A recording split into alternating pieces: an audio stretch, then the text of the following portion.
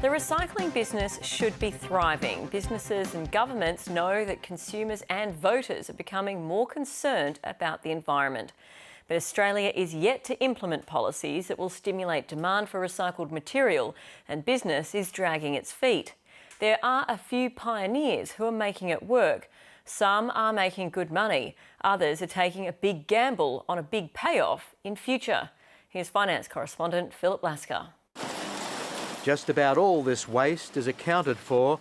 It won't be sent offshore, it'll be used domestically. The industry, unfortunately, is still in a bit of a state of flux. So organisations like ours that move quickly and with agility have come out in a really strong position. Other parts of the industry are still talking or still trying to catch up. This plant, which recycles plastic, paper and glass, has secured domestic sources for 80% of the material it recycles. It has a goal of 100% by next year, despite the hurdles. I think there's more to do at the manufacturing end, about designing out some of this waste, making it from recycled product and making it recyclable. If we can do that, then all of industry wins. Adams plant is owned by 3 councils who are happy to break even rather than make big profits. It means flexibility. The process can be slowed down to deliver higher quality, less contaminated recycled materials. The plastic that leaves Adam Faulkner's plant ends up here with Stephen Shearer. The process works where we take mixed rigid plastic waste like this, we put it through some processes and we package our material like this. His operation is essentially a collection of sophisticated machinery, a cutting-edge sorting system which is unique. Not many people have worked out how to do it, so that's the extraordinary part of it. But it's basically taking a range of different technologies and putting them together in a relatively unique way to produce a high-quality outcome.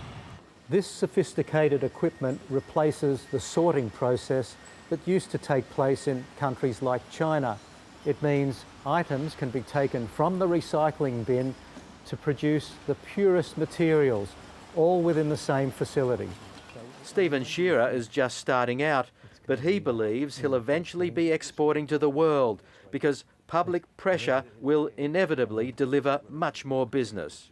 Having young children of my own, I see how the millennials work, and if the brands don't do it off their own back, I'm sure that the millennials will crucify them. The waste material Stephen receives is virtually free. He turns a worthless tonne of plastic into something worth $800 and then adds even more value by producing plastic which is 90 to 95% pure. It's material which can be used for all non-food containers like shampoos, detergents and chemicals. Whoever packages shampoo or household industrial chemicals produces a packaging, it's filled with their product goes to the supermarkets, the consumer takes it home. When they're finished with it, they put it in a yellow bin. The yellow bin gets sorted and then comes back to us. So we can make that a full cycle. Yet 1.2 million tonnes of waste is being stockpiled, looking for a home in Australia. In fact, the reduction in the amount of rubbish being sent to China due to its ban has been more than offset by higher exports to other countries like India, Thailand, Malaysia and Indonesia. The value of plastics and paper waste exports fell during the 17-18 financial year, yet the total amount of waste shipped offshore still grew by 12% during the same period. At Garden City Plastics in Victoria, none of this makes sense. Recycled material is less expensive than virgin material, which is first life cycle. The pioneering company has been manufacturing flower pots from recycled plastic for the nursery industry since 1975, and business is brisk. Wherever possible, we're making product out of 100% recycled material. That demand is growing, and the more growth in demand we have, the more recycled material we're able to use. It's a consistent message from everyone in the sector. Governments and consumers need to create demand to improve the viability of an industry living on the edge.